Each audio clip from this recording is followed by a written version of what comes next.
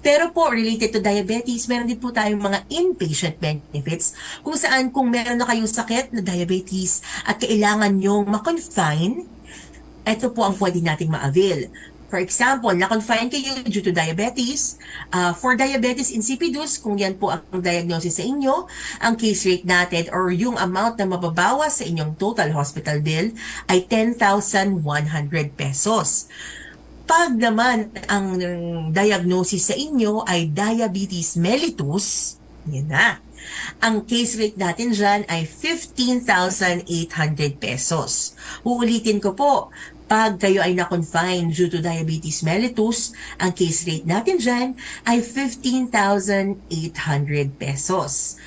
Meron kayong maternal comorbidities related to diabetes, ang case rate naman po natin dyan ay 6,800 pesos. At kung meron naman kayong diabetes without complication, hindi po ito non-insulin dependent type of diabetes, may case rate tayo dyan na 4,000 pesos. So,